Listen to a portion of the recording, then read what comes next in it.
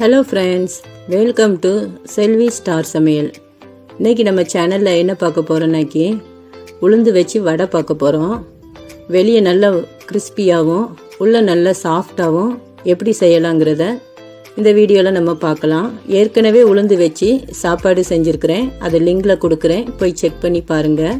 நீங்கள் நம்ம சேனலுக்கு புதுசாக இருந்தீங்கன்னா லைக் பண்ணுங்கள், ஷேர் பண்ணுங்கள், மறக்காமல் வீடியோவை சப்ஸ்கிரைப் பண்ணுங்கள், பக்கத்தில் இருக்கிற பெல் ஐக்கானை ப்ரெஸ் பண்ணி விடுங்க. பாருங்கள், ஏற்கனவே நம்ம இந்த கடலை வீடியோ பார்த்துருந்தோம். இது நிலக்கடலை வீடியோ, அதை நம்ம பார்த்துருந்தோம். அதுலேயே ஊடுபயிராக உளுந்து விதைச்சிருந்தோம். அந்த கடலை எப்படி நம்ம எடுத்து காய வச்சு நம்ம ரெசிபிஸ் எல்லாம் பார்த்தோமோ அதே மாதிரி உளுந்து வச்சு இன்னைக்கு பார்க்க போகிறோம். பாருங்க, உளுந்தெல்லாம் நம்ம கடலை அறுவடை செய்யும் போதே எடுத்துட்டாங்க. பாருங்க, மயிலெல்லாம் உளுந்து காய போட்டிருக்கிற இடத்துல சாப்பிட்றதுக்கு வருது பாருங்க. இது உளுந்து நெத்தோட காய போட்டிருக்காங்க. இந்த உளுந்தை வெயிலில் ரெண்டு ரெண்டாக வெடிக்கும். அந்த நெத்து இருக்கு பார்த்தீங்களா, மேலே இருக்கிற தோல், அதுதான் வெடிக்கும். பாருங்க, வெடிக்கிறத நான் உங்களுக்கு காட்டுறேன் பாருங்க. வெடிக்காததை ஒரு கம்பு வச்சு அடித்து அதை எடுப்பாங்க.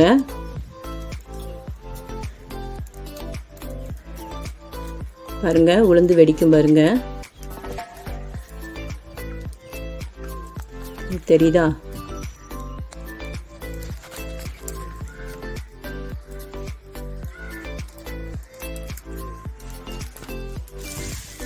அப்படி வெடிக்காததெல்லாம் நம்ம ஒரு கம்பு வச்சு அதை அடிப்பாங்க. பாருங்க, எங்கள் அத்தை அது நம்ம அரிசி குத்துற உரலில் போட்டு இடிக்கிற அந்த உலக்கையை வச்சு அடிக்கிறாங்க பாருங்க. இப்படி அடிக்கிறதுல நம்ம வெயிலில் வெடிக்காத நெத்தெல்லாம் நம்மளுக்கு வெடிச்சிரும். பாருங்க, உளுந்தெல்லாம் கீழே முத்து முத்தாக விழுந்துடுச்சு பாருங்க. இனிமேல் இதை எல்லாமே அந்த தோலெல்லாம் தூர எடுத்துட்டு அப்புறம் உளுந்தை மட்டும் எடுத்து கல் குருணை இதெல்லாம் நீக்கிடுவாங்க, க்ளீன் பண்ணுவாங்க. நான் அதை க்ளீன் பண்ணுறதே உங்களுக்கு காட்டுறேன் பாருங்க. பாருங்க, ஒரு இரும்பு ஜல்லடையில் போட்டு அதை அரிப்பாங்க. அது குட்டி குட்டியாக கிடக்கிற பயிரெல்லாம் கீழே விழுந்துடும். குட்டி குட்டியாக கிடக்கிற கல் மண் எல்லாமே கீழே விழுந்துடும். அப்புறம் மேலே பெருசு பெருசாக கிடக்கிற தூசி கல் இதை எல்லாமே எடுத்துருவாங்க கையை வச்சு. அப்புறமா சொலவில் போட்டு புடைப்பாங்க. அப்படி புடைக்கும்போது மீதம் இருக்கிற தூசி மண் எல்லாமே நம்மளுக்கு போயிடும். பாருங்க, பழைய காலத்து மரம் இது. இப்போ எல்லாம் பிளாஸ்டிக்லேயே மரம் வந்துடுச்சு நம்மளுக்கு. பழைய காலத்து மரங்கிறதுனால அவங்க தூக்கி வீசாமல் ஒட்டு போட்டு வச்சுருக்காங்க பாருங்க. பனை ஓலையில் செஞ்சது இது. பாருங்க, நம்மளுக்கு முழு உளுந்து ரெடி ஆயிடுச்சு. இந்த மாதிரி க்ளீன் பண்ணி எடுத்துருவாங்க. இனிமேல் நம்ம இதை ரைஸ் மில்லில் கொடுத்து உடைக்க வேண்டியது இருக்கும்.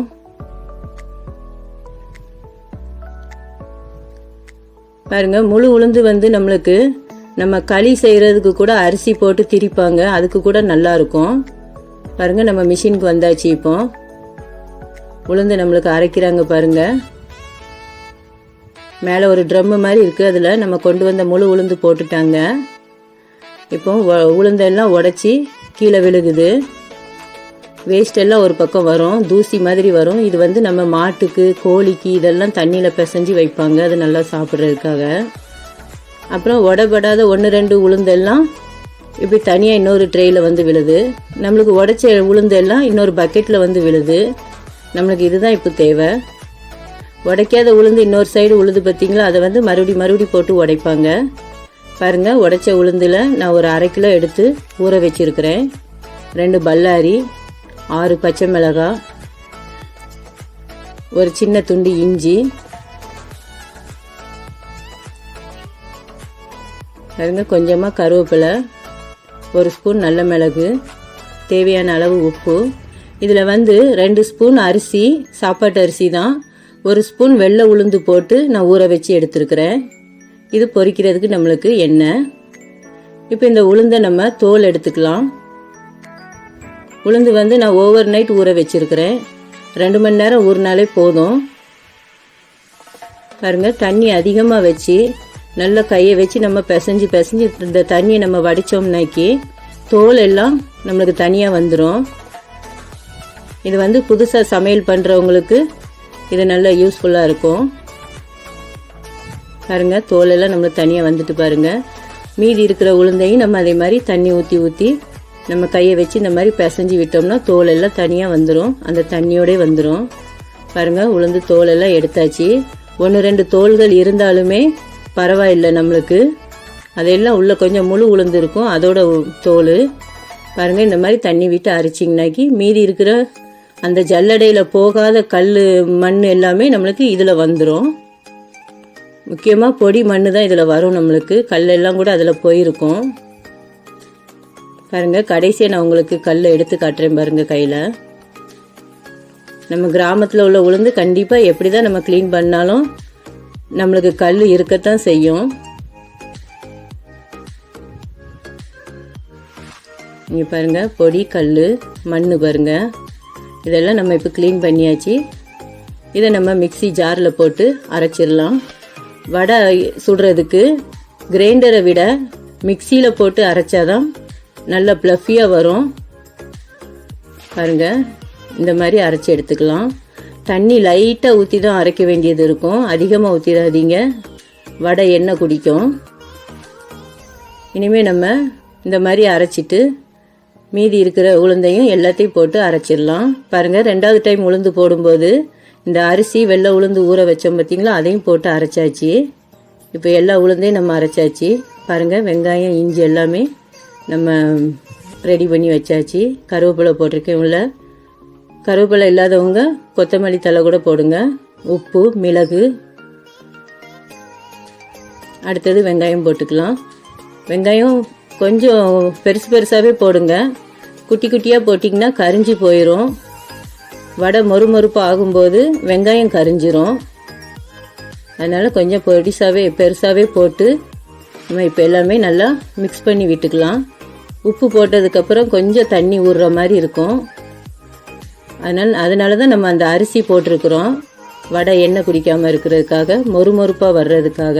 இப்போ நம்மளுக்கு மாவு ரெடியாக இருக்குது. எண்ணெய் சூடாக இருக்குது பாருங்கள். இப்போ நம்ம கையை தண்ணியில் முக்கிட்டு அப்படியே நம்மளுக்கு எவ்வளோ பெருசாக வேணுமோ அவ்வளோ பெருசாக எடுத்து அப்படியே ரவுண்டாக உருட்டி சென்டரில் ஒரு ஓட்டை போட்டு நம்ம அதை எண்ணெயில் போட்டுற வேண்டியது தான்.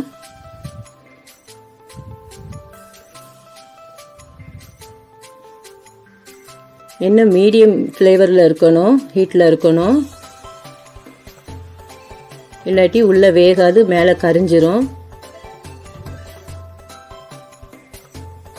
ஹை ஃப்ளேவரில் வச்சிங்கனாக்கி மொறுமொறுப்பு வருமே தவிர உள்ள மாவு வேகாது. நம்மளுக்கு உளுந்து வடைனாலே மொறுமொறுப்பாக இருந்தால் தான் நல்ல டேஸ்ட்டாக இருக்கும். இந்த கலரும் கூட நம்மளுக்கு நல்லா ப்ரௌன் கலரில் வரும். பாருங்கள், இப்போ பரட்டி போட்டு நம்ம வடையை எடுத்தாச்சு. பாருங்கள், நம்ம பெருசாக போட்டும் கூட வெங்காயம் மேலே கரிஞ்சிருக்கு பாருங்கள்.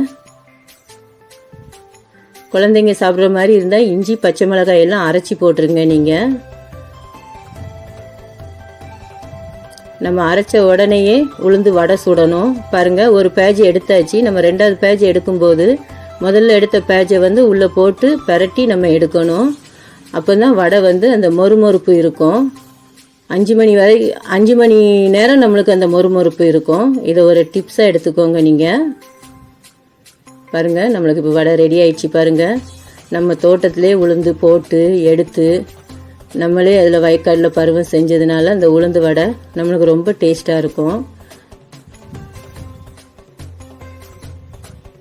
பாருங்கள், ஒரு சொட்டு எண்ணெய் கூட குடிக்கல பாருங்கள். குழந்தைங்கள்லேருந்து பெரியவங்க வரைக்கும் நம்மளுக்கு இது சாப்பிட்றதுக்கு நல்ல ஜீரண சக்தி உள்ளது. இது நல்லா நம்மளுக்கு சட்னி சாம்பாரோட உளுந்து வடை ரெடி ஆயிடுச்சு. இதே மெத்தடில் நீங்கள் செஞ்சு பாருங்கள். வடையை நான் பிச்சு காட்டுறேன். பாருங்கள், நல்ல கிறிஸ்பியாக இருக்குது. உள்ள நல்லா சாஃப்டாக இருக்கும். பாருங்கள், எப்படி வந்துச்சுதுன்னு கமெண்ட்டில் சொல்லுங்கள். நம்ம சேனலை மறக்காமல் பாருங்கள். தேங்க்யூ ஃபார் வாட்சிங்.